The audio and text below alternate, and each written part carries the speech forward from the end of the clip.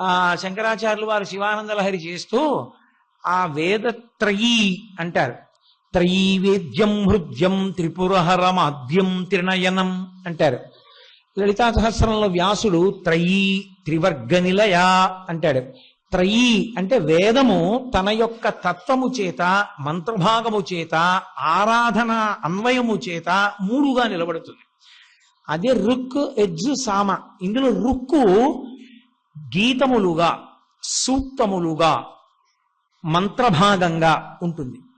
చూడండి, సూక్తం అంటాం, దుర్గా సూక్తం, పృథివీ సూక్తం, శ్రీ సూక్తం, పురుష సూక్తం, మన్యు సూక్తం. సూక్తము అంటే సూక్తము, బాగుగా చెప్పబడినది. అంటే పరబ్రహ్మము యొక్క లక్షణము బాగా అర్థం చేసుకోవాలి అంటే బాగుగా ఋషి చెప్పాడు, ఇంతకన్నా నువ్వు చెప్పలేవు, దాన్ని నువ్వు వాడుకో చాలు. శ్రీ అంటే శకార రకార ఈకారములతో కూడిన శాక్తేయ ప్రణవ స్వరూపమైనటువంటి అమ్మవారి యొక్క వైభవాన్నంతటినీ కూడా అద్భుతంగా కీర్తించినటువంటి గానమనకే శ్రీ సూక్తమని పేరు.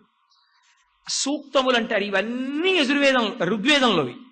యజ్ అంటే ఆరాధన. మీకో కోరిక ఉంటుంది, ఆ కోరిక తీరాలంటే దేవతలు ప్రసన్నులు అవ్వాలి. ప్రసన్నులైతే వాళ్ళు కోరిక తీరిస్తారు. దేవతలు ప్రసన్నులు అవ్వడానికి ఋగ్వేదంలో ఉండేటటువంటి మంత్రములను ఆరాధనగా అగ్నిహోత్రంలో, హోమంలో హవిస్సు ఇచ్చేటప్పుడు అన్వయం చేస్తే యజుర్వేదం. యజ్ అంటారు. అందుకే యజుర్వేద వినీతశ్చావేద విద్భిస్సు పూజిత అంటారు హనుమ రాముడి గురించి సుందరకాండలో. యజుర్వేద వినీతశ్చ అంటే ఓ ఇబ్బంది కలిగితే అది పోగొట్టుకోవడానికి దేవతల్ని ఎలా పిలవాలో, ఎలా హవిస్సివ్వాలో, ఎలా ప్రసన్నుల్ని చేసుకోవాలో, ఎలా అధిగమించాలో తెలుసున్నవాడు రాముడని. ఆ తల్లికి ఒక లక్షణం ఉంది, తపోకామాక్షిగా నిలబడితే ఆమె ఈశ్వరుని యొక్క అనుగ్రహాన్ని కోరుతూ ఉంటుంది. ఆమె కూర్చుందనుకోండి, ఆమె కూర్చున్న భంగిమ మీరు బాగా చూశారో లేదో నాకు తెలియదు. ఆమె ఈ కాలు ఈ తొడ మీద, ఈ కాలు ఈ తొడ మీద వేసి కూర్చుంటుంది.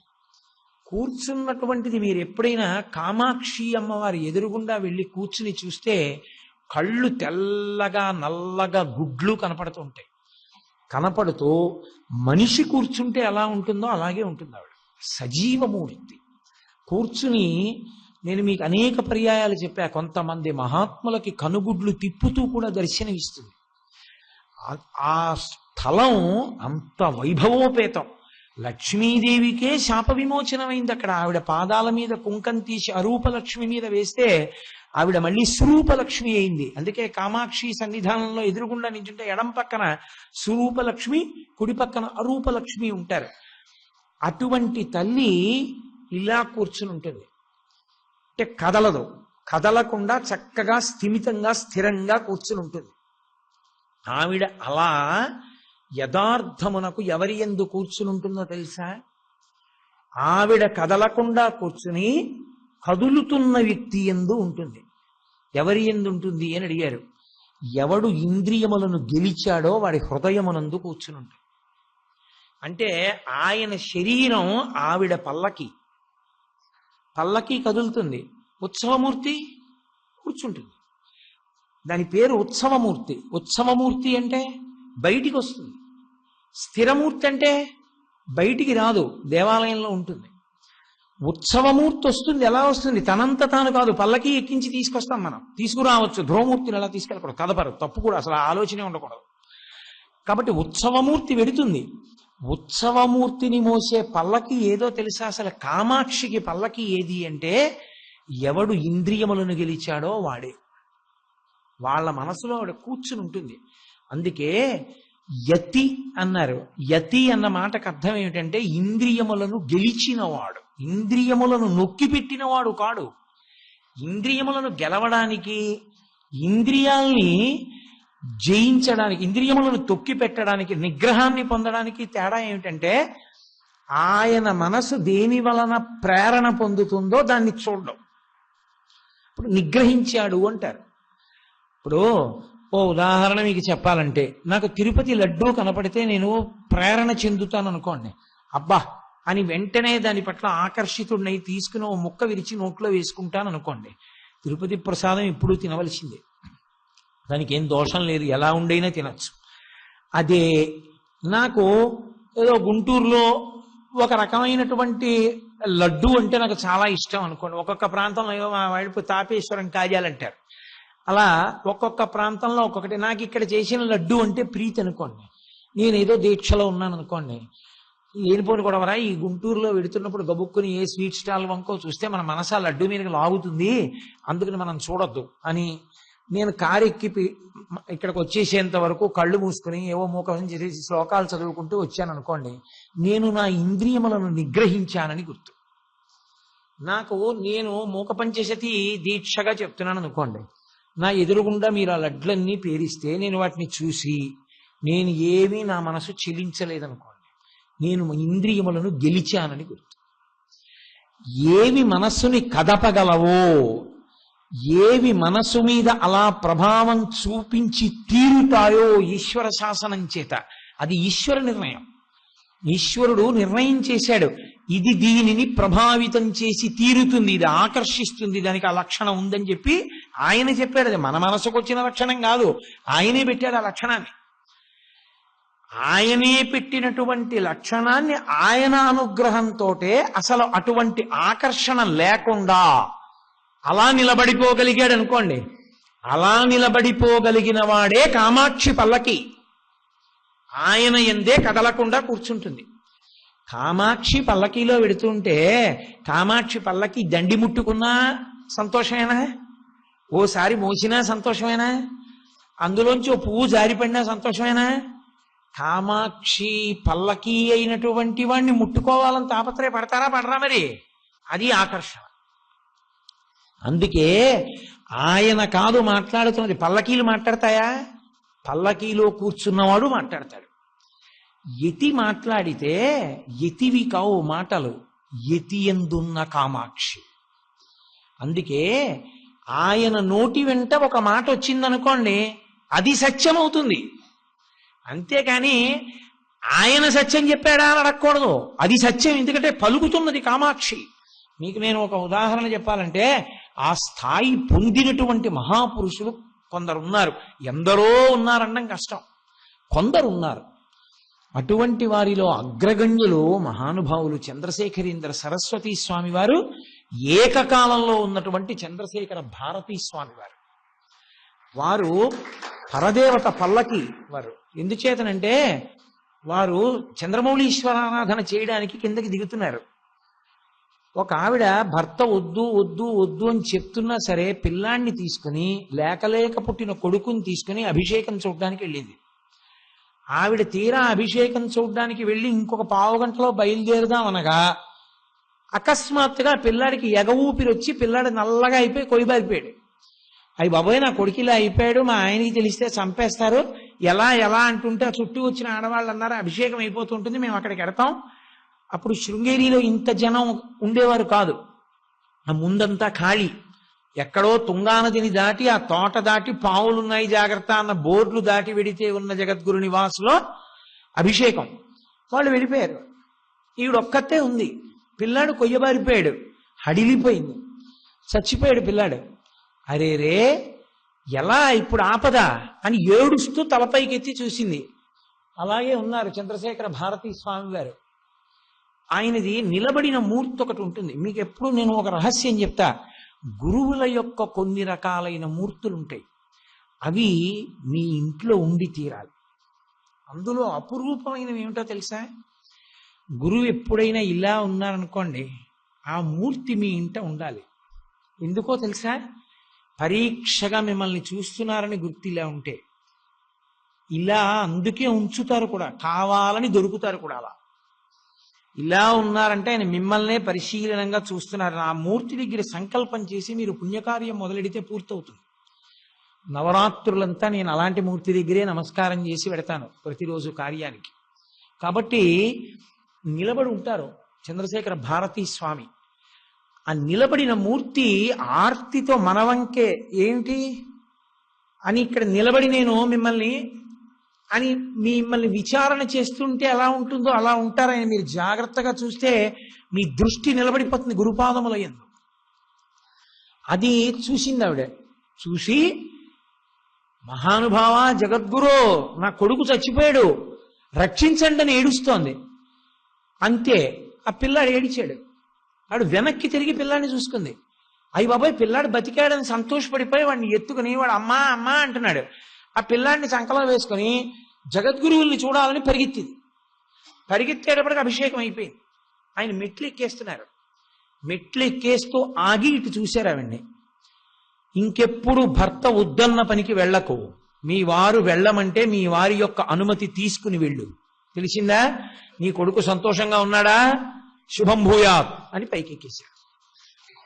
అది యతి మనస్సు, స్థేమవతి యతి మనస్సు అని మూకశంకరులు అనడానికి కారణం అది. అన్న మూకశంకరుల గుండెల్లో కూర్చుని మాట్లాడింది ఎవరు? కామాక్షి పరదేవతే. వారి నోటి వెంట అమ్మవారే మాట్లాడుతుంది. అమ్మవారే మాట్లాడి అమ్మవారు తన స్వరూపంతో కాకుండా యతి హృదయంలో కూర్చుని మాట్లాడుతుంటుంది. అది ఎవరికి? ఇంద్రియ నిగ్రహాన్ని పొంది బాహ్య సుఖములన్నీ విడిచిపెట్టేసిన వాడెవరో వాడి గుండెల్లో ఆవిడ వచ్చి కూర్చుంటుంది, స్థిరమూర్తిగా కూర్చుంటుంది. అలా కూర్చోడానికి వీలైన రీతిలో సమస్త సుఖ పరిత్యాగము చేసేసిన వాడెవరో, అంతటి వైరాగ్యాన్ని పొందినటువంటి మహానుభావుడెవరో అటువంటి వారు మాత్రమే అటువంటి అదృష్టాన్ని పొందగలరు. తప్ప అందరికీ ఎలా సాధ్యం అవుతుంది? అందరికీ సాధ్యం అవదు. అందుకే శృంగగిరి పీఠంలో చంద్రశేఖర భారతీ స్వామి వారు మాట్లాడిన మాటలన్నీ కూడా మీరు పోల్చి చూడండి, పరమాచార్య స్వామి వారు మాట్లాడిన మాటల్లాగే ఉంటాయి. ఇద్దరివి ఒక్కలాగే ఉంటాయి. ఇద్దరివి ఒకేలా మాట్లాడతారు. కిగ్గాలో ఉన్నటువంటి వాళ్ళకి సంతానం దక్కట్లేదు, సంతానం ఎందుకో చనిపోతున్నారన్నారు. ఆయన కళ్ళు మూసుకొని కళ్ళు తెరిచి అన్నారు, శాంతాదేవిని ప్రతిష్ఠ చెయ్యండి. అక్కడ శాంతాదేవి లేరు, అందుకే సంతానం బతకట్లేదన్నారు. ఆవిడ్ని ప్రతిష్ఠ చేశారు, బతికారు. మీకు అన్నిటికన్నా ఆశ్చర్యకరమైన విషయం ఒకటి చెప్తాను. ఇప్పటికీ మీరు శృంగేరి పీఠంలో అడగని చెప్తారు ఇది. చంద్రశేఖర భారతీ స్వామి వారు కూర్చున్నారు.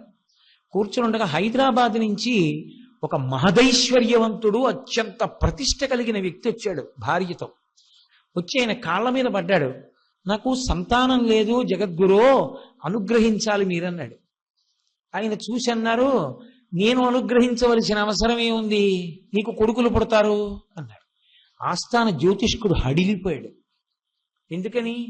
అప్పటికే అతని జాతకాన్ని 10 మాటలు పరిశీలించాడు. పరిశీలించి సంతానం కలగరు అతనికి. జగద్గురువులు నీకు కొడుకులు పుడతారన్నారు. ఇంకేమైనా ఉందా? శృంగగిరి ప్రతిష్ట, జగద్గురువు మాట చల్లలేకపోయిందంటే అంతకన్నా అపఖ్యాతి ఇంకోటి ఉంటుందా? అందున సామాన్యుడితో విషయంలోనా? అంతటి పెద్దవాడితో వ్యవహారం చెప్పి లోపలికి వెళ్ళిపోయారు. జ్యోతిష్కుడు పరిగెత్తికెళ్ళి కాళ్ళ మీద పడిపోయి, అయ్యా మీకు చెప్పగలిగినంత వాణ్ణి కాను, ఇదిగో అతని జాతకం, మీరు ఎటువైపు నుంచి ఎటు చూడండి అతనికి సంతానం లేదు. మహాత్ములు మీరేమో సంతానం కలుగుతుందన్నారు, కొడుకులు ఉంటారన్నారు, ఎలా సంభవం అన్నారు. ఆయన అన్నారు, మేమా అన్నది శారదంది, శారద చూస్తుంది, శారద నిజం చేస్తుంది అన్నారు. ఆయనకి 2 ఏళ్లు తిరిగేటప్పటికీ చక్కటి కొడుకులు పుట్టారు. ఆ కొడుకుల్ని తీసుకొచ్చి హైదరాబాద్లో బ్రహ్మాండమైనటువంటి మఠ ప్రాంగణం కట్టాడు ఆయన. కడితే చంద్రశేఖర భారతీ స్వామి వారిని అడిగాడు, మీరు వచ్చి దాన్ని ప్రారంభం చేయాలని. ఆయన అన్నారు, మేము ఉండం, మా శిష్యులు వచ్చి దాన్ని ప్రారంభం చేస్తారన్నారు. ఆయన యతి మహళయం అంటారు. ఆయనకి శరీరంతో ఉండడం ఇష్టం లేక తుంగా ప్రవేశం చేసి వదిలేశారు. అభినవ విద్యాతీర్థ మహాస్వామి వారు వెళ్ళి దాన్ని ప్రారంభం చేశారు. యతి మనస్సు, అందుకన్నారు మూకశంకరులు, స్థేమవతి ఇతి మనస్సు అని. అమ్మా నువ్వు స్థిరంగా అసలు ఉండేది ఎక్కడో తెలుసా? అటువంటి యతుల మనస్సులలో ఉంటావు. అందుకే హాస్యానికి కూడా ఎప్పుడూ అంతటి స్థాయి పొందిన మహాత్ములతో పరిహాసం ఆడరాదు. వారితో పరమ జాగ్రత్తగా ఉండి ఎంత తక్కువ వీలైతే అంత తక్కువ మాట్లాడి వారి ఆశీర్వచనం పొంది రావాలి. కారణం, వారు ఇంద్రియ సుఖములన్నిటినీ విడిచిపెట్టి పరదేవతానుగ్రహము, ఆమె యొక్క పూజ, ఆమె స్మరణమే వారికి పరమ సుఖమని జీవితాన్ని గడిపిన వారు. వారికి ఇంకొక సుఖం వారికి తెలియదు. అటువంటి మహాత్ములు చంద్రశేఖర భారతీ స్వామి వారంటే సామాన్యులు కారండి. వారు సమాధిలోకి వెళ్ళిపోయేవారు. వెళ్ళిపోతే ఒక రాత్రి ఆంతరంగికుడు గది బయట పడుకున్నాడు. పడుకుంటే లోపల ఢమరుకలు, నృత్యాలు, సంగీతం, పాటలు వినపడుతున్నాయి. అడిలిపోయాడు. ఇదేడు జగద్గురువుల గది, ఆయన సమాధిలోకి వెళ్ళిపోయారు పూజ చేస్తూ. లోపల ఆడవాళ్ల పాటలు వినపడుతున్నాయి, సంగీతాలు వినపడుతున్నాయి, పరికరాలు వినపడుతున్నాయి. ఏమిటిది అని ధైర్యం చేసి, వెళ్ళకూడదని నియమం ఉన్నా అతను వెళ్ళి మెల్లిగా తలుపు తీసి చూశాడు. ఆయన నటరాజస్వామి ఎలా నర్తనం చేస్తారో రాత్రి వేళ చంద్రశేఖర భారతీ స్వామి అలా నాట్యం చేస్తున్నారు. నాట్యం చేస్తూ నటరాజస్వామి పట్టిన భంగిమలో ఆగిపోయారు ఇతను చూస్తుంటే. ఇతను వెనక నుంచి చూశాడు ఆయన్ని. అమ్మ బాబోయ్, మహాసమాధిలో అర్ధరాత్రి తనలో తాను రమించి నృత్యం చేస్తుంటే దేవతలు వాయిస్తున్నారన్నమాట ఇవన్నీ. ఇప్పటికీ విద్యాశంకర దేవాలయంలో శృంగేరిలో దేవతలందరూ వచ్చి వారిని దర్శనం చేస్తారని. అందుకే శృంగేరికి ఇప్పటికీ రాజముద్ర విద్యాశంకర వారి పేరు మీదే ఉంది. మహాత్ములంటే మహాత్ములే. కాబట్టి అతను హడిలిపోయి వెళ్ళిపోయాడు బయటికి. మరునాడు బ్రహ్మముహూర్తంలో చంద్రశేఖర భారతీ స్వామి వారు తుంగానది స్నానానికి వెళ్ళేవారు. బయటికి వచ్చారు. రాత్రి తలుపు తీసి చూశావా అని అడిగారు. హడిలిపోయాడు. ఆయన అప్పటికి అటు తిరిగి ఉన్నారు. ఇతను వెనక నుంచి చూశాడు.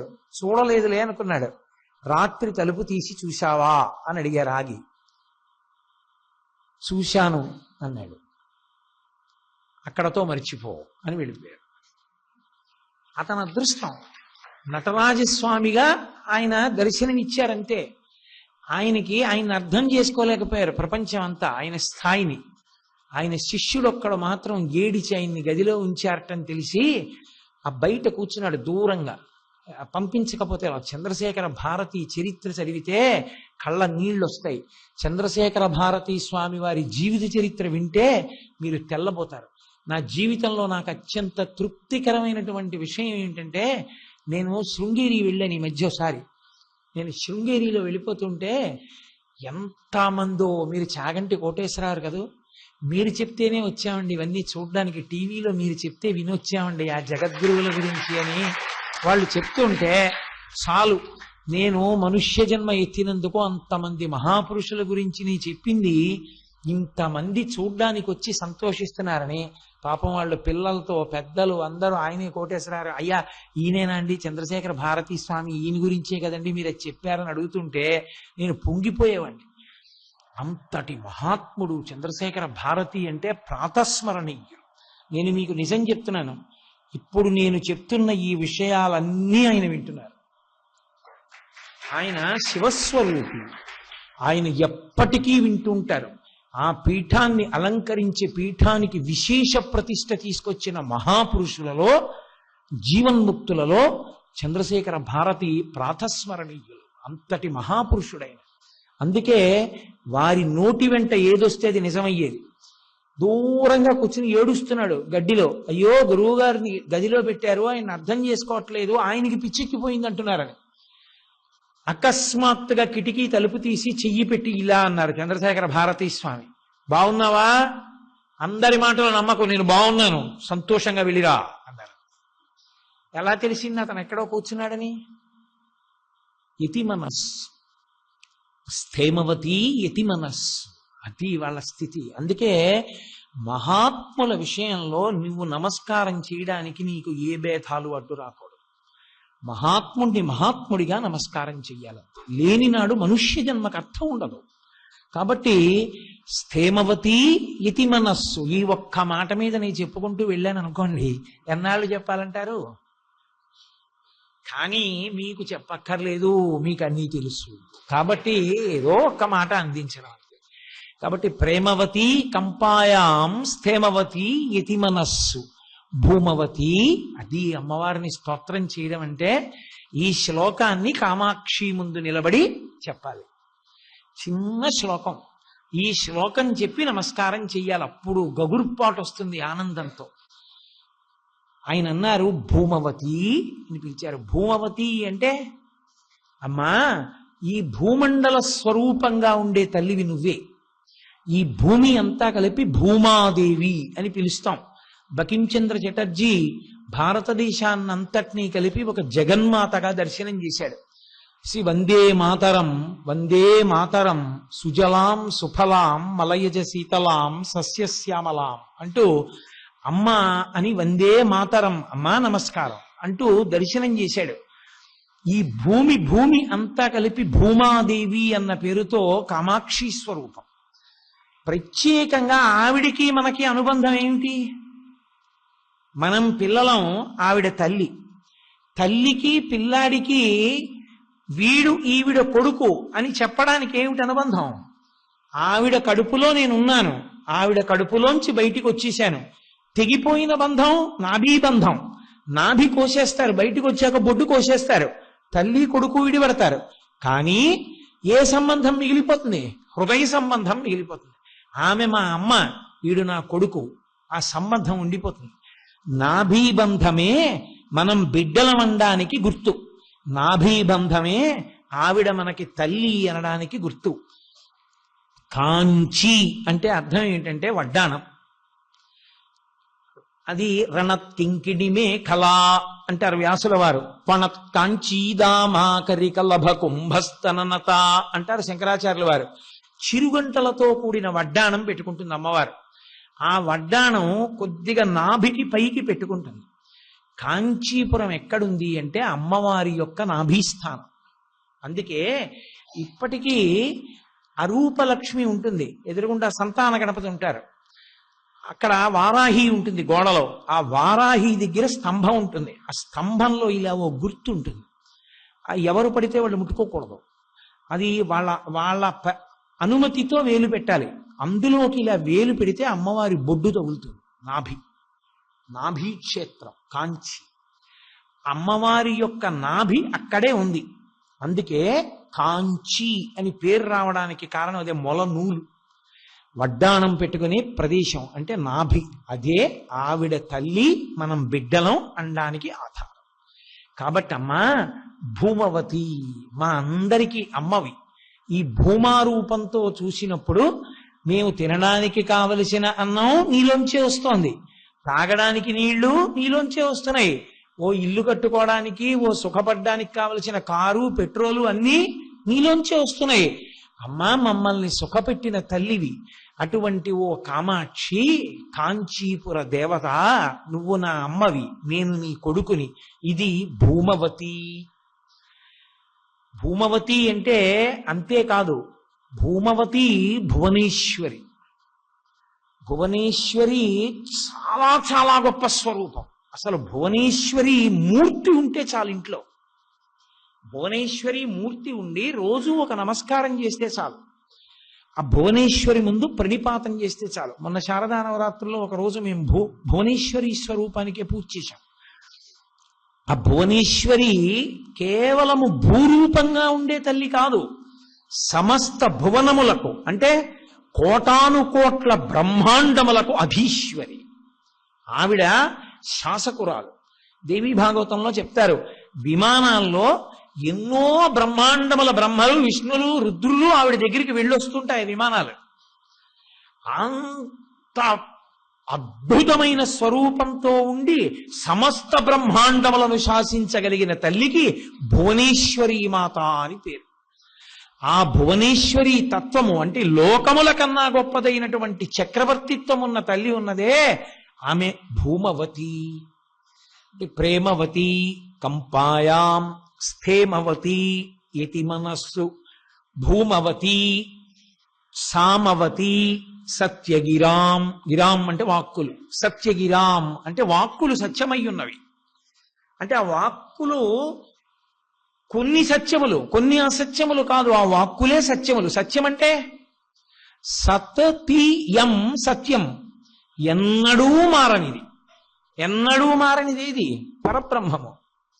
ఎన్నడూ మారని పరబ్రహ్మమే శబ్దస్వరూపాన్ని పొందితే సత్యవాక్కు. అప్పుడు సత్యగిరాం అంటాం. సత్యమైన వాక్కు ఎప్పుడవుతుందంటే ఆ వాక్కు పరబ్రహ్మముదైతే, ఆ పరబ్రహ్మమునకు ఆ వాక్కుకు అభేదమై ఉండాలి. అలా ఎప్పుడవుతుంది? నేను నా ఊపిరి వేరవుతామా? నా ఊపిరే నేను, నేనే నా ఊపిరి కదా. ఊపిరి తీస్తుంటే నేనున్నాను, నేను ఎప్పుడు ఊపిరి తీశానో అప్పుడు పుట్టాను, ఊపిరి తీస్తున్నంత కాలం నేనున్నాను, నా ఊపిరే వాక్ అవుతోంది కదా. ఊపిరి తీయకుండా నేను మాట్లాడగలనా? ఊపిరి తీస్తూ మాట్లాడలేను, ఊపిరి తీసి విడిచిపెడుతూ మాట్లాడతాను. నా ఊపిరి నా వాక్ అయినట్టు పరమేశ్వరుడే వాగ్రూపంలో ఉంటాడు. ఏమిటది? సత్యము యొక్క వాక్కు, సత్యవాక్కు వేదం. అందుకే అశరీరవాణి పలికింది, అశరీరవాణి పలికింది అంటుంటారు. అశరీరవాణి పలికిందంటే ఋషికి వినపడేటట్టుగా అంతటా నిండిన పరబ్రహ్మము పలికింది, అది వేదం. ఆ వేదంలో ఆవిడ ఏ రూపంతో ఉంటుంది? సత్యగిరాం సామవతి, సామవేద రూపంలో ఉంటుంది ఆ తల్లి. సామవేదం అంటే ఎందుకు సామవేదానికి అంత గొప్పతనం రావాలి అంటే, మీకు వేదములు 4 రుక్కు యజ్జు సామ అధర్వణ అని చెప్పినా తత్వత వేదములు 3. అందుకే శంకరాచార్యులు వారు శివానంద లహరి చేస్తూ ఆ వేదత్రయీ అంటారు. త్రయీ వేద్యం హృద్యం త్రిపురహరమాద్యం త్రినయనం అంటారు. లలితా సహస్రంలో వ్యాసుడు త్రయీ త్రివర్గ నిలయ అంటాడు. త్రయీ అంటే వేదము తన యొక్క తత్వము చేత, మంత్రభాగము చేత, ఆరాధన అన్వయము చేత 3గా నిలబడుతుంది. అదే రుక్ యజ్జు సామ. ఇందులో రుక్కు గీతములుగా, సూక్తములుగా, మంత్రభాగంగా ఉంటుంది. చూడండి, సూక్తం అంటాం, దుర్గా సూక్తం, పృథివీ సూక్తం, శ్రీ సూక్తం, పురుష సూక్తం, మన్యు సూక్తం.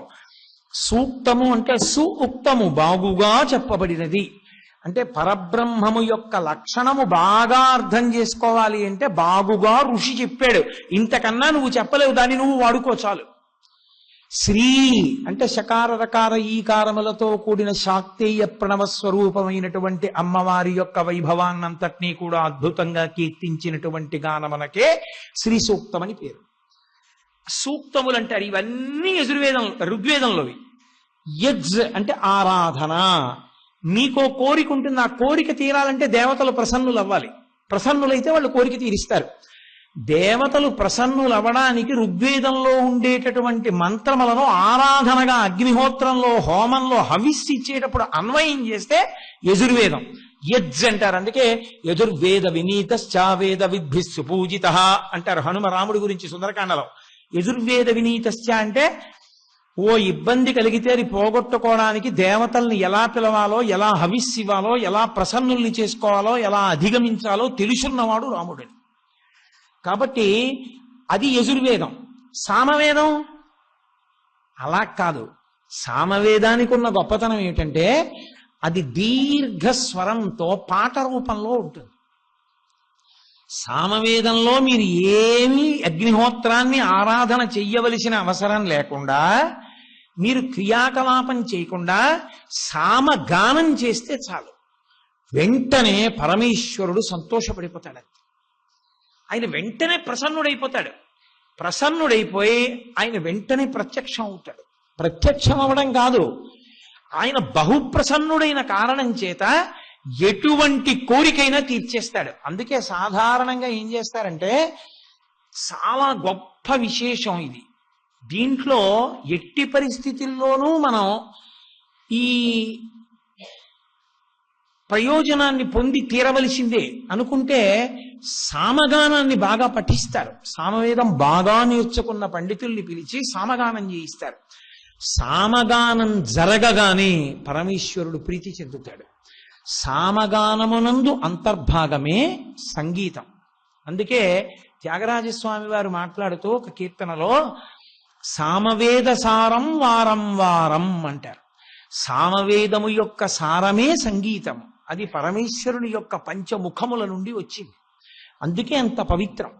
అందుకే ఏదైనా వచ్చినా రాకపోయినా అమ్మవారికి రాజోపచారం చేస్తే గీతం శ్రావయామి అని ఒక పాట వినిపిస్తారు. పాట వినిపించినప్పుడు ఉండేటటువంటి గొప్పతనం ఏంటంటే, అది గురుముఖంగా నేర్చుకున్నటువంటి స్వరరాగతాళముల యొక్క విశేషము తెలుసున్నటువంటి సంగీతమై పాట పాడితే అమ్మవారు వెంటనే శిరకంపనం చేస్తుంది. అందుకే యథార్థం ఏమిటో తెలుసా? మొట్టమొదట అమ్మవారి దగ్గర కూర్చుని మాట్లాడే వాళ్ళు ఎవరంటే సంగీత విద్వాంసులు. కావ్య పఠనమును వింటుందని లేదు, కావ్యాలాప వినోదిని, ఆలాపన విని సంతోషిస్తుంది. అందుకే మీరు గమనించండి, అసలు మన వాంగ్మయానికి ఒక విచిత్రం ఉంది. మన వాంగ్మయం అంతా కూడా చాలా భాగం, పవిత్రమైన భాగం అంతా పాట పాడడానికి యోగ్యమైన రీతిలో ఉంటుంది. శ్రీరామాయణాన్ని వాల్మీకి మహర్షి రచన చేసినప్పుడు శ్లోకాల కింద చదువుకొమ్మని, శ్లోకాల కింద చెప్పమని లవకుశులకు నేర్పలేదు. వీణ మీద వాయించడం నేర్పి అయోధ్యానగరానికి పంపించాడు. మీరు రామాయణం చదివితే లవకుశులు వీణ మీద పాట పాడారు, పాటలుగా రామాయణాన్ని పాడారని. ఇప్పటికీ రామాయణం శ్లోకాలుగా పాట పాడాలి. అలాగే తోటకాష్టకం అద్భుతం, అది వీణ మీద పాడడం, అలాగే నోటితో పాడడం. ఇవన్నీ కూడా మీకు అందుకే పద్యరచన ఛందస్సు ఉంటుంది. వేదంలో వేదానికి ఉండేటటువంటి ఉపాంగాలలో ఛందస్సు కారణం ఎందుకు వచ్చిందంటే, ఎక్కడెక్కడ ఛందస్సు ఉంటుందో అక్కడక్కడ మీరు ధారణ చెయ్యొచ్చు. ఛందోబద్ధం అనుకోండి రచన, మీరు 10 మాటలు చదివితే మీకు కంఠగతం అవుతుంది, మీకు నిలబడుతుంది. ఇప్పుడు విద్య పుస్తకంలో ఉండి మీరేమో ఎక్కడో ఉన్నారనుకోండి, ఏదో గుర్తొచ్చింది, అది ఏమిటి ఇంటికి వెళ్ళి పుస్తకంలో చూడాలి అన్నారనుకోండి, అది మీకు ఎంతవరకు ఉపయుక్తం అవుతుంది? అందుకే శంకరాచార్యుల వారు ప్రశ్నోత్తర రత్నమాలిక అన్నారు. అది మెడలో వేసుకోవాలి. మాలిక మెడలో వేసుకుంటే నీకు అందం ఇచ్చినట్టు పెద్ద పెద్ద మహానుభావులు చెప్పిన విషయములు నీకు కంఠగతమై ఉండాలి. కంఠగతమై ఉంటే నువ్వు ఎక్కడ కూర్చో, ప్రయాణం చేస్తుండు, ఏం చేస్తుండు, నువ్వు వాటిని స్మరిస్తుంటే, తలుచుకుంటుంటే నీకు సంతోషం. అందుకే అన్నిటికీ పుస్తకాధారం తీసుకోకుండా ఎందుకు కంఠగతం చేస్తారంటే, అది నీకు అభ్యున్నతికి, నీ తపస్సుకి కారణం అవుతుంది. అందుకని ఛందోబద్ధం చేస్తారు రచనల్ని. సంస్కృతం కానీ తెలుగు కానీ ఇవన్నీ ఛందస్సుతో కూడినటువంటి రచనలుగా రావడానికి కారణం అదే. ఏది అంత ప్రధానము కాదో, కేవలము వర్ణనకి సంబంధించిందో అది వచనంగా చెప్తారు. ఒక అరణ్యం చెప్తున్నారు అనుకోండి, వచనంలో చెప్తారు. అక్కడ ఎన్ని చెట్లు ఉన్నాయి, ఎన్ని పిట్టలు ఉన్నాయి, ఇవన్నీ. పరమేశ్వర స్తోత్రం అనుకోండి, దాన్ని పద్య రూపంలో, శ్లోక రూపంలో ఇస్తారు. ఇంకా లోపల పట్టలేదనుకోండి, అకస్మాత్తుగా పరమేశ్వరుడు కనబడ్డాడు అనుకోండి, వరద కింద పైకొచ్చింది అనుకోండి, అప్పుడు పద్యాలుగా ఇవ్వరు, దండక స్వరూపాన్ని పొందుతారు. అప్పుడు దండకం కింద ఇస్తారు. ఇవన్నీ ఎందుకు వచ్చాయంటే మీరు పాడుకోవాలని. మీరు కూడా పరవశంతో పాడుకుంటే పరమేశ్వరుడు మళ్ళీ అలాగే ప్రసన్నుడవుతాడు. అది సామగానం. ఆ సామగానం మళ్ళీ దానికి పనికొచ్చేవి శాస్త్రీయమైనటువంటి వాద్య పరికరములే. అందుకే దేవాలయంలో ప్రత్యేకించి ఏ పరికరాలు పడితే ఆ పరికరాలు వాడకూడదు. ఏ సంగీత వాద్యము భీభత్సాన్ని సృష్టించగలదో దానిని దేవాలయమునందు వాడరాదు. అది సనాతన ధర్మమునందు వైదికమైన సంగీత పరికరం కాదని గుర్తు. ఉరుము, మెరుపు, పిడుగు వినపడుతుంది అనుకోండి, అందులోంచి ఆ పరికరాన్ని వాడరు సంగీతంలో, దాన్ని వాడకూడదు. వీణ, తంత్రి వాద్యములంటే వీణ, వైలిన్ ఇటువంటివి. చర్మవాద్యములంటే మృదంగం లాంటివి, వాయు సంబంధములు, వేణువు మొదలైనవి, అవి వాడతారు తప్ప ఇంకోటి వాడరు. అందుకే పూజలో సామగాన ప్రియ కాబట్టే పూజంతా సంస్కృతంలో ఉన్నా మీరు దేశభాష యందు పాట పాడచ్చు. తెలుగులో పాట పాడచ్చు, రామదాసు గారి కీర్తన పాడచ్చు, త్యాగరాజస్వామి కీర్తన పాడచ్చు, సంస్కృతంలో ముత్తుస్వామి దీక్షిత కీర్తన పాడచ్చు. దేశభాషలో పూజ లేదు, దేశభాష యందు కీర్తన ఉంది. ఎందుకని? సామగాన ప్రియ, ఆవిడ సంతోషిస్తుంది పాటకి. అది లొల్లిపాట కాకూడదు. గురుముఖత రాగము, తాళము, స్వరము నేర్చుకున్న వాళ్ళు మాత్రమే పాడాలి రాజోపచారంలో. తప్ప నాకు పాటొచ్చండి అని చటుక్కుని లేచొచ్చి పాడకూడదు రాజోపచారంలో. సంగీతం సామవేదం కాబట్టి దాని యొక్క వేదం నేర్చుకుంటే గురుముఖత స్వరంతో ఎలా నేర్చుకుంటావో అలా గురువు గారి దగ్గర సంగీతం నేర్చుకున్న వాళ్లే పాడతారు. పాడితే ఆవిడ బహుప్రసన్నురాలవుతుంది. అమ్మవారు పూజలో అలసట పొందుతుంది. ఎందుకు అలసట పొందుతుందో తెలుసా? అన్నిటికన్నా చాలా కష్టపెట్టాలి అనుకుంటే పుష్పాభిషేకం చెయ్యాలి. ఎందుకో తెలుసా?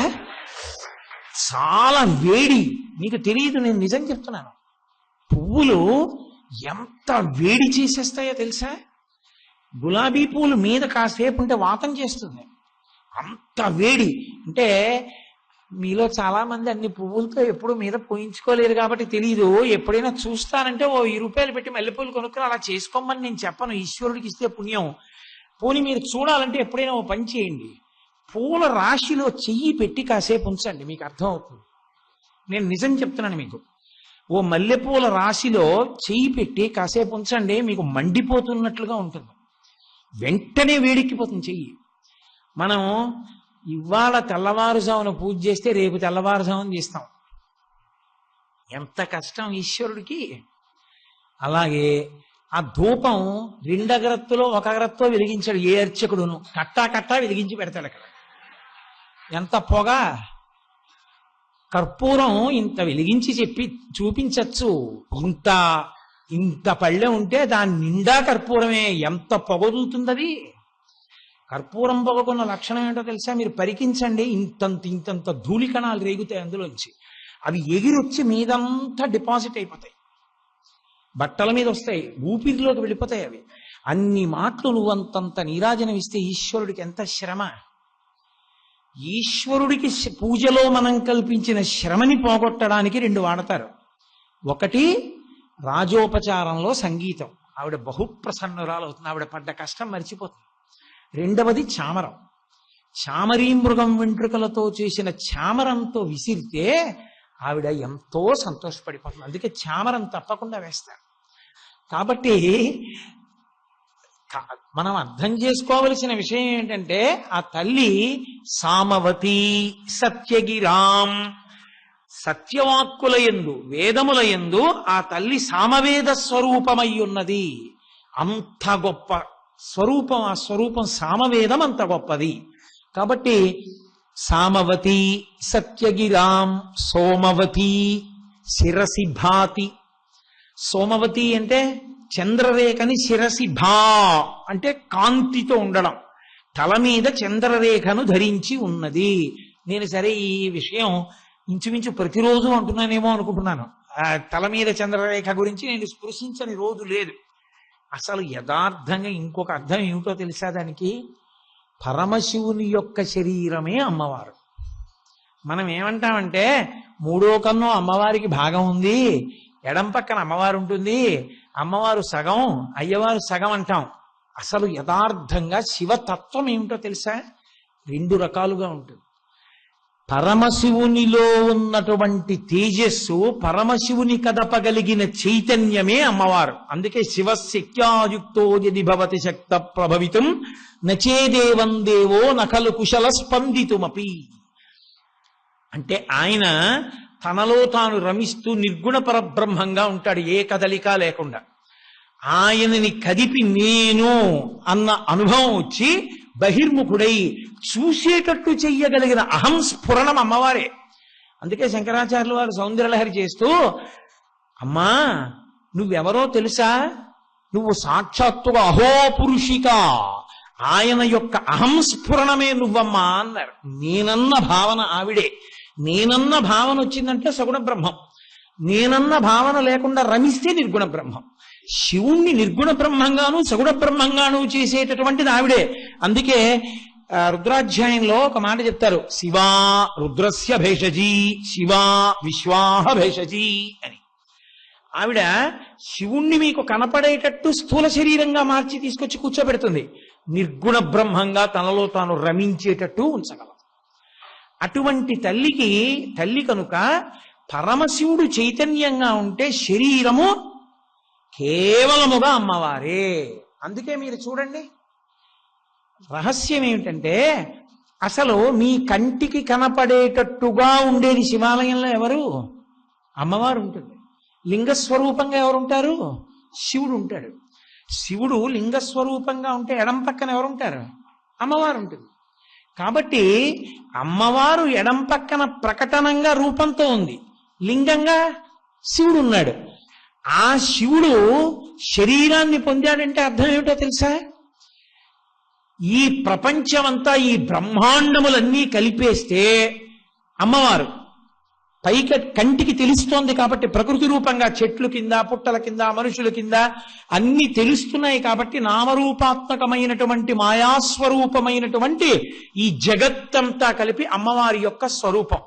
అందులో ఉన్న చైతన్యము కంటికి కనపడదు, అది పరమేశ్వరుడు. నేను మీకు ఇంకా బాగా అర్థమయ్యేటట్టు చెప్పాలంటే, ఈ వైర్ ఉంది, ఈ వైర్ కనపడుతుంది మీకు. ఈ వైర్ లోపల పెడుతున్న విద్యుత్ మీకు కనపడుతుందా? కనపడదు. ఈ మైక్ కనపడుతుంది. నేను చెప్తున్న మాటల్ని గట్టివిగా చేసి చెప్పేటట్టుగా చెయ్యగలిగిన శక్తి మీకు కనపడుతుందా? కనపడదు. పైకి కనపడకుండా లోపల ప్రవహిస్తున్నటువంటి ఆ విద్యుత్ శివుడు, పైకి నామరూపాత్మకంగా మైక్కుగా వైరుగా కనబడుతున్నది అమ్మవారు. ఇప్పుడు ఈ వైర్ లేకుండా కరెంటు ఫ్లో అవుతుందా? ప్రవహిస్తుందా?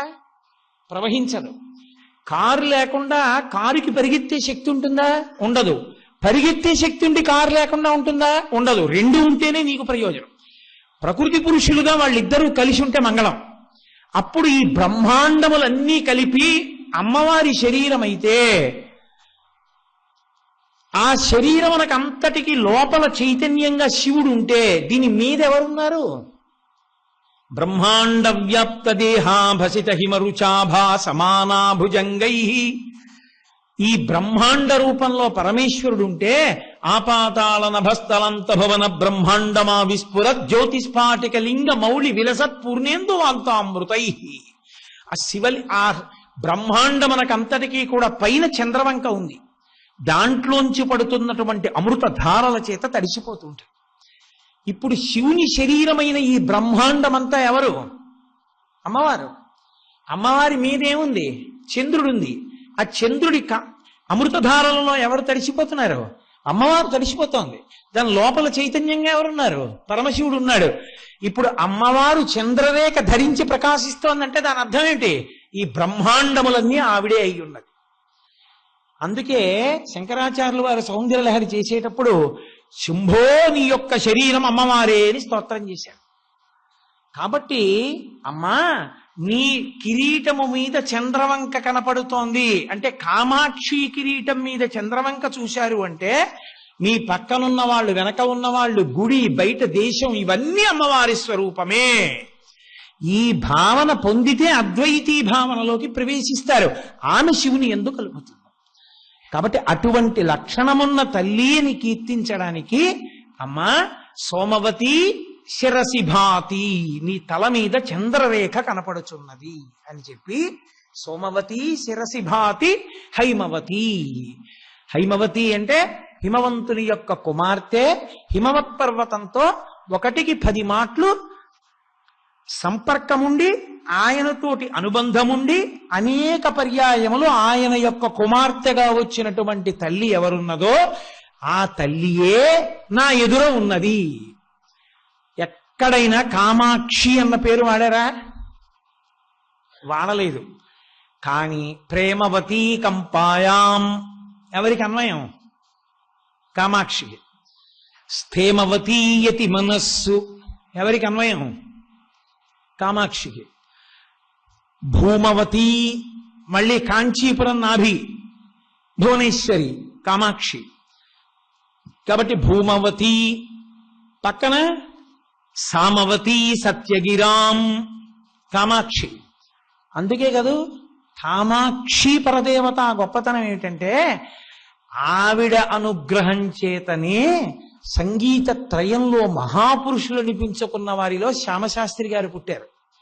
బంగారు కామాక్షి సేవ చేసినటువంటి కుటుంబంలోంచే శ్యామశాస్త్రి గారు పుట్టారు. కామాక్షి పరదేవత దర్శనం చేసి ఆమె మీద ఎన్నో కీర్తనలు చేసిన ముత్తుస్వామి దీక్షితుల వారు ఆఖరికి కామాక్షి పరదేవత ఎందే లయమైపోయారు. అందుకని ఆ కామాక్షికి సంగీతానికి అంత దగ్గరి సంబంధం ఉంది. అందుకే ఇప్పటికీ కామకోటి మఠంలో జరిగేటటువంటి చంద్రమౌళీశ్వరారాధనలో ఒక ప్రత్యేకత ఉంటుంది. పరమాచార్య స్వామి వారు చిన్న వీణ పట్టుకుని పూజ అంతా అయిపోయిన తర్వాత చెవి దగ్గర పెట్టి నాదోపాసన చేసేవారు అది వాయిస్తూ. చాలా మందికి తెలియని విషయం ఏమిటంటే శంకరాచార్యుల వారికి సంగీత విద్య యందు ఎంత ప్రవేశం ఉందో పీఠాధిపతులలో సంగీతం మీద అంత ప్రవేశం ఉన్న మహాపురుషుడు పరమాచార్య. అన్ని విషయాలు తెలిసి ఆయనకి సంగీతం. ఆయన స్వయంగా రాగతాల విన్యాసం చేసేవారు. ఇవాళ ఇప్పటి వరకు చెప్పిన వాటికన్నిటినీ కూడా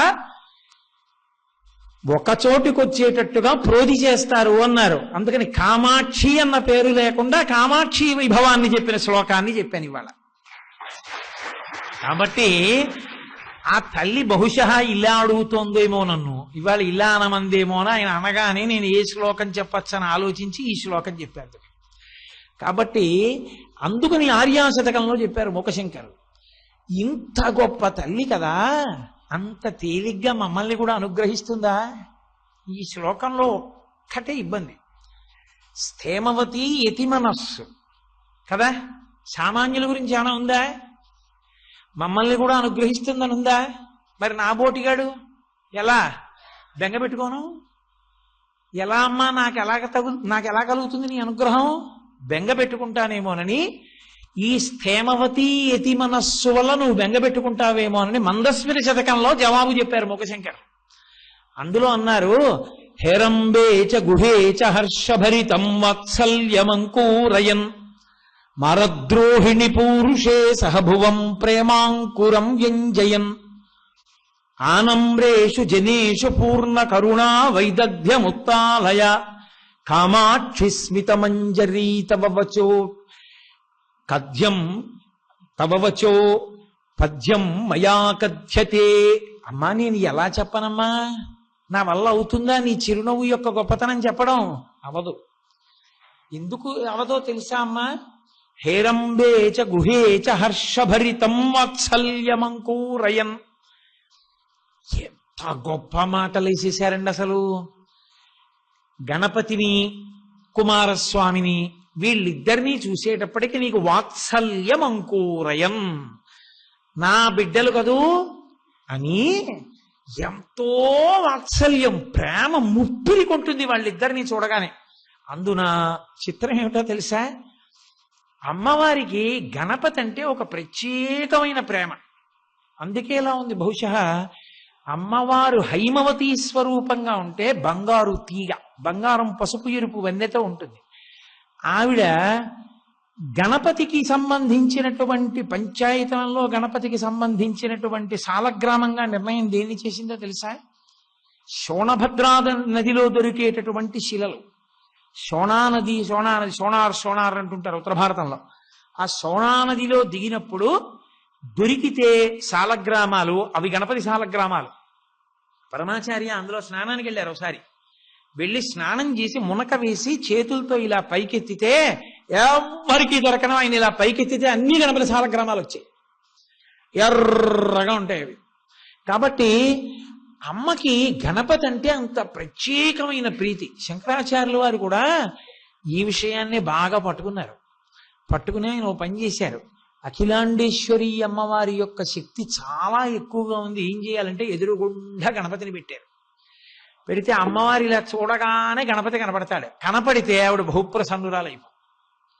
ఆవిడకి అంత ఇష్టం ఆ కొడుకు అంటే. అంటే రెండోవాడంటే ఉండదా అండి అనకండి. ఎందుకంటే లోకంలో సాధారణ మర్యాద ఒకటి ఉంది. తండ్రికి పెద్ద కొడుకు అంటే ఇష్టం, తల్లికి చిన్న కొడుకు అంటే ఇష్టం. ఎందుకంటే కడుపార నెవ్వాని కన్న తల్లి అన్నారు. ఆవిడ కడుపార కంటుంది ఆఖరి వాడిని. ఆఖరి వాడంటే తల్లికి ముద్దు. రామాయణంలో కూడా దీని గురించి స్పర్శ ఉంది. పెద్దవాడంటే తండ్రికి ముద్దు, మధ్యలో వాళ్ళంటే ఇద్దరికీ ముద్దు. కాబట్టి బెంగేం లేదు. కాబట్టి వాత్సల్యమంకూరయన్, నా కొడుకు అని ఎంత సంతోషమోట. ఆ గణపతిని చూసుకుంటే సుబ్రహ్మణ్యుడిని చూసినా అంతే సంతోషం. ఎందుకని? సుబ్రహ్మణ్యుడికి కోరి కోరి తెల్లయింది ఆవిడ. గణపతికి తెల్లయినంత తేలిగ్గా యథార్థానికి ఆవిడ సుబ్రహ్మణ్యుడికి తల్లి కాలేకపోయింది. ఎందుకని? సనకసనందనాది మహర్షుల్లో సాక్షాత్తుగా మహాజ్ఞాని ఆయన సనత్కుమారుడు పరమశివునికి కొడుకుగా వస్తానన్నాడు. అది కూడా ఎందుకు? ఆయన బొంత కుట్టుకుంటున్నాడు.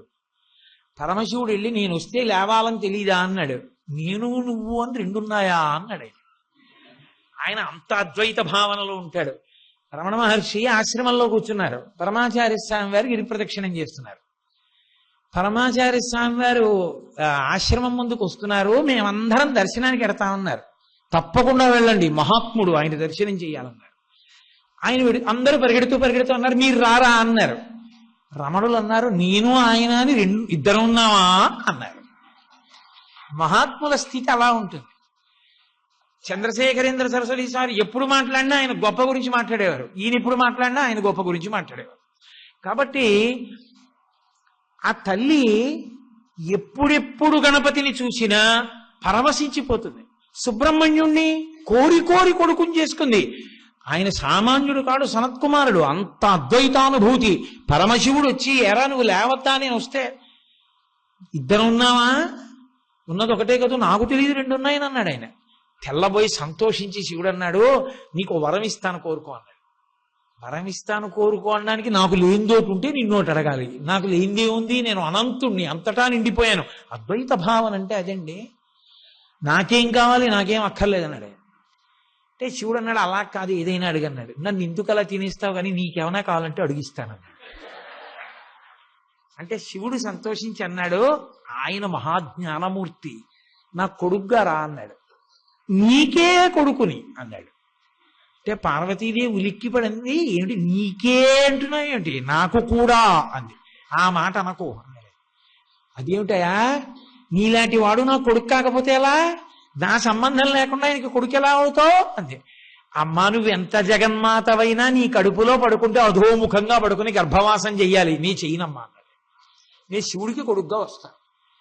ఆవిడ బతిమాలింది, ఒరే నాన్న నాకు కొడుకు అవరా అంది.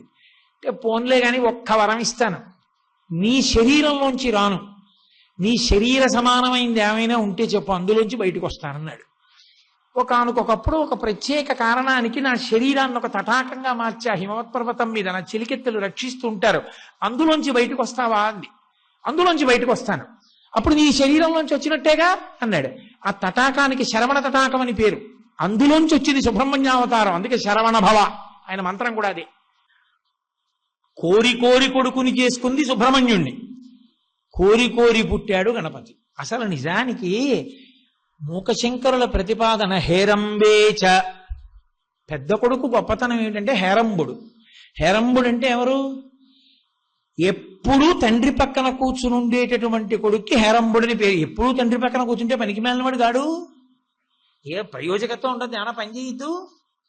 అంటే ఎప్పుడూ తండ్రి పక్కన కూర్చుని ఉండేవాడు అన్న మాటకు అర్థం ఏంటంటే ఆయన ఏమీ పని చేయనివాడు అని కాదు, లోకములంతటి చేత పూజింపబడి అందరికీ విఘ్నములు పోగొట్టగలిగిన వాడయ్యుండి కూడా తండ్రిని విడిచిపెట్టకుండా తండ్రి పక్కనే ఉండి తండ్రి సంతోషమునకు కారణమవుతూ తండ్రిని సేవిస్తూ ఉంటాడు. తన భర్త అయినటువంటి విఘ్నేశ్వరుని యొక్క తండ్రిని విఘ్నేశ్వరుడంత సేవిస్తాడు కాబట్టి అమ్మవారంత సంతోషిస్తూ ఉంటుంది ఆయన విషయంలో, అందుకని ఆయనకి హేరంబుడని పేరు. అటువంటి విఘ్నేశ్వరుడు ఉన్నాడే, ఆయన నిజానికి పరమశివుడి పక్కనేమిటి, పరమశివుడితోనే ఉంటాడు. ఎందుకో తెలుసా, తాడేపల్లి రాఘవనారాయణ శాస్త్రి గారు మహానుభావుడు, ఎప్పుడు బాలాస్వరూపం ఆయన పక్కన తిరుగుతూ ఉండేది. ఆయన ఓ రోజు పడుకున్నారు, అమ్మవారు ఆ గుమ్మం మీద కూర్చుంటే ఆయన చూస్తున్నారు, కన్ను మాగన్ను పడుతోంది. తెల్లవారుజామున 3 గంటలకు అవి లేపేదైంది. శాస్త్రి 3 అయింది, సంధ్యావందనం చేయాలి, లేపుతూ ఉండేది అమ్మవారు. ఆయన పడుకుని చూస్తున్నారు అమ్మవారిని, చూస్తూ ఇలా కన్ను మాగన్ను పడుతోంది. ఇటు దొల్లేరు, అమ్మవారు అటు వచ్చి కూర్చుంది గుమ్మం మీద, అటు చూస్తున్నారు. చూస్తూ ఇటు తిరిగారు, మళ్ళీ అమ్మవారు వచ్చి ఇటు కూర్చుంది. ఆయన నిద్రకు ఉపక్రమిస్తున్నవారు ఇలా నవ్వున్నారు, నవ్వి మళ్ళీ కళ్ళు మూసుకున్నారు. ఆవిడ లేచి నించునంది, ఎందుకు నవ్వావండి, ఎందుకు నవ్వాయేమిటి, నవ్వు వచ్చింది నవ్వానన్నారు. అలా రావడానికి వీల్లేదు, రోజు నవ్వట్లేదుగా, నిద్రపోతున్నావుగా నన్ను చూస్తూ, ఇవాళ ఎందుకు నవ్వావు, జోగుతూ ఎందుకో నవ్వావు నాకు చెప్పు, ఎందుకో నాకు తెలుసాను. ఆవిడ సర్వజ్ఞ, ఆవిడకి ఎందుకు తెలియదు. ఆయన అన్నాడు, మరి తీరా చెప్పాక నువ్వు నన్ను కోపడకూడదన్నారు. చెప్పు పర్వాలేదు, నువ్వు పెళ్లి చేసుకుని పిల్లల్ని కన్నావా, పిల్లల్ని కానీ పెళ్లి చేసుకున్నావా అన్నాడు. అంటే అమ్మవారు అంది, ఎందుకు వచ్చింది నీకు అనుమానం అని. మరి మీ ఇద్దరు గణపతి పూజ చేశారు కదా పార్వతీ కళ్యాణంలో, అప్పటికే నీకు కొడుకున్నాడు కదా, కాబట్టి మరి నువ్వు పిల్లల్ని కానీ పెళ్లి చేసుకున్నావు కదా, అందుకని పిల్లల్ని కానీ పెళ్లి చేసుకున్నావా, పెళ్లి చేసుకునే పిల్లల్ని కన్నావా అని అడిగాను అన్నాడు. నువ్వు అడిగిన ప్రశ్న ఏం సామాన్యమైంది కాదు శాస్త్రి, లోకం అంతా తప్పుపడుతుంది, జవాబు చెప్పదు. సరే ఆయన అన్నారు, వ్యాసుడిని పిలిచి చెప్తానన్నారు. వ్యాసుడు ఎందుకు, నేనే వ్యాసుడు చెప్పండి ఆవిడ.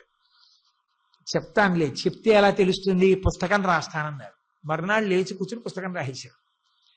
అందులో ఆయన చెప్పారు అసలు రహస్యం. గణపతి అమ్మవారి పెళ్ళయ్యాక పుట్టినవాడా, పెళ్ళవక ముందున్నాడా అంటే మూలాధార క్షేత్రాస్థితం అంటారు కదా దీక్షితుల వారు. మూలాధార చక్రమునందు ఉంటాడు. ఎవరి మూలాధార చక్రంలో? పరమశివుని మూలాధార చక్రంలో ఉంటాడు. పరమశివుడు ఎప్పుడున్నాడని నువ్వు అంటున్నావో అప్పుడే ఆయనకి మూలాధారం ఉంది, అప్పుడే గణపతి ఉన్నాడు. కాబట్టి ఎప్పుడూ ఆయనతోనే ఉంటాడు, ఎప్పుడూ ఆయనతోనే ఉంటాడు. కాబట్టి హేరంబుడు, అది అసలు రహస్యం. కాబట్టి హేరంబేచ, పెద్ద కొడుకు అంత గొప్పవాడు, అంత ప్రయోజకుడు, లోకములనన్నిటి యందు పూజింపబడుతుంటాడు. వాళ్ళ నాన్నగారే పూజ చేయాలి, ఆయనే త్రిపురాసుర సంహారానికి వెడుతూ వెడుతూ పూజ చేసి మరీ వెళ్ళాడు. అంత గొప్ప కొడుకు. మరి తన కడుపున పుట్టిన కొడుకు అంత గొప్పవాడైతే తల్లికి ఎంత సంతోషంగా ఉంటుంది. లోకంలో ఎక్కడైనా ప్రయోజకుడైన కొడుకున్నాడు అనుకోండి, ఏ నాన్న కన్నాడండి అనరు, ఏ అమ్మ కన్న పిల్లాడండి అంటారు.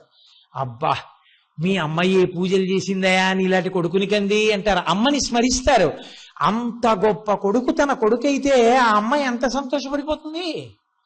కాబట్టి హేరంబేచ, తన భర్త అయిన పరమశివుడి పక్కన కూర్చుని నిరంతరం పరమశివుణ్ణి సేవించేటటువంటి లోకములను అనుగ్రహించగలిగినటువంటి విఘ్ననాయకుడైన పెద్ద కుమారుడు తన కుమారుడని సంతోషపడిపోయేటటువంటి సహజ వాత్సల్యమున్న అమ్మా. అందుకని హేరంబేచ గుహేచ, రెండో కొడుకు ఆయన గుహుడు అన్నారు. గుహుడంటే, గుహ శబ్దానికి అర్థం ఏంటంటే తన సైన్యమును తాను రక్షించుకునేవాడని. ఆయన సైన్యం ఏమిటి? దేవతా సైన్యం. ఆయన దేవతా సైన్యానికి అధిపతి కాబట్టి ఆయన దేవ సైన్యాన్ని రక్షిస్తాడు. దానివల్ల ఏమవుతుంది? రాక్షస సైన్యములను దునుమాడతాడు, రాక్షస సైన్యములు ఓడిపోతాయి ఆయన చేతిలో. అందుకని చేతిలో శూలం పట్టుకుంటాడు. ఆ శూలం ఎవరు? అమ్మే శూలంగా మారాయన చేతిలో ఉంది. ఆ శూలంతో చంపుతుంటాడు శక్తిని చేత్తో పట్టుకుని. కాబట్టి కొడుకు సర్వసైన్యాధిపతి దేవతా సైన్యానికి. ఇక్కడే ఉంటారు నిజానికి దేవతా సైన్యం, రాక్షస సైన్యం. మంచి గుణాలన్నీ దేవతా సైన్యం, చెడ్డ గుణాలన్నీ రాక్షస సైన్యం. ఓ చెడ్డ గుణం బైకి లేచి ఇలా చేద్దాంలే అని ఏదో తప్పు సలహా చెప్పగానే సుబ్రహ్మణ్యానుగ్రహం ఉందనుకోండి తొక్కేస్తాడు. తప్పు, అలా చేయకూడదంటాడు. వ్యక్తి ఉద్ధరణ నుండి బ్రహ్మాండ సముద్ధరణ వరకు సుబ్రహ్మణ్యుడు చేస్తాడు. అందుకే కుజగ్రహం ఆయన పేరు చెప్తే ప్రీతి చెందుతుంది. కనుక అంత గొప్పవాడైనటువంటి గుహునికి నువ్వు తల్లివి. వీళ్ళిద్దరినీ చూస్తే వాత్సల్యమంకూరయన్, నా పిల్లలని నీకు ఎంత సంతోషమోనమ్మా. ఆ సంతోషంతో పాటుగా నా పిల్లలన్న భావన ఏ తల్లికైనా ఉంటుంది. అందున ఆ పిల్లవాడు పనికి మాలినవాడు అనుకోండి ఇంకా ఎక్కువ ఉంటుంది అమ్మకి. అది విచిత్రం. లోకమంతా అయ్యో పాపం ఏంటంటే అలా ఉన్నాడు అంటే అమ్మ ఏంటో వీడు ఎలా వృద్ధిలోకి వస్తాడో, వీడి బతుకేమిటో అని ఏడుస్తుంది. అమ్మకి ఏ పిల్లవాడి యందు బలహీనతలు ఎక్కువ ఉన్నాయో వాడి యందు ప్రేమ ఎక్కువ. బలహీనతలున్నాయని ప్రేమ కాదు, పరమ బలవంతులై ఉండి కూడా లోకమునకు పనికొచ్చే వాళ్ళయ్యుండి అంత ఆదిపరాశక్తి తల్లి అయినా ఆదిపరాశక్తి యొక్క అవసరం అంటే అమ్మా నువ్వు మమ్మల్ని రక్షించాలమ్మా, మేము పనికి వాళ్ళని వాళ్ళమమ్మా అనేవాళ్ళు కాకుండా అంత ప్రయోజకులైన కొడుకులు తన కొడుకులని ఆవిడికి సంతోషం. కాబట్టి ఇప్పుడు ఆ కొడుకుల కోసం ఆవిడ చేయవలసిందేం లేదు, అంత గొప్ప కొడుకులు. హేరంబేచ గుహేచ హర్షభరితం వాత్సల్యం, సంతోషంతో కూడిన వాత్సల్యం. ప్రేమాంకురం వ్యంజయన్ మారద్రోహిణి పూరుషే సహభువం. మారద్రోహిణి అంటే మారునికి ద్రోహం చేసినటువంటి పురుషుడెవడున్నాడో వాడు నీకు భర్త. ఆయన పట్ల నీది సహజమైన ప్రేమ. లోకంలో సహజమైన ప్రేమ అని ఒకటి ఉంటుంది, అనుబంధము చేత విస్తరించే ప్రేమ ఒకటి ఉంటుంది. నేను మీకు ఉదాహరణ చెప్పాలంటే అమ్మకి కొడుక్కి ఉండే ప్రేమ సహజమైన ప్రేమ తప్ప అసలు వాడెవరో తెలియనప్పుడు కడుపులో చిన్న బీజం కింద ఉన్నప్పుడు అమ్మ ప్రేమించింది, బయటికి వచ్చాక ప్రేమించింది, ధూర్తుడైనా ప్రేమించింది, సత్పురుషుడైనా ప్రేమించింది. నా భార్య ఎవరో నాకు తెలియదు, నాకు 26 ఏళ్ళు వచ్చే వరకు.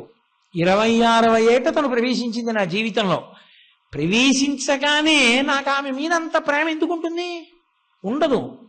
కానీ ఇప్పుడు ఎంతో ప్రేమ ఉంటుంది. ఎందుకుంటుంది? నన్ను అనువర్తించింది.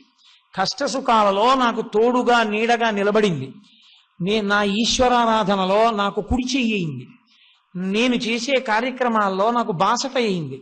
ఇప్పుడు ఆమెతో నా ప్రేమ వర్ధిల్లింది, కాలగమనమునందు వర్ధిల్లింది. అందుకే రామాయణంలో సీతారాముల గురించి చెప్తూ ఓ మాట అంటారు, ప్రియాతు సీతారామస్య.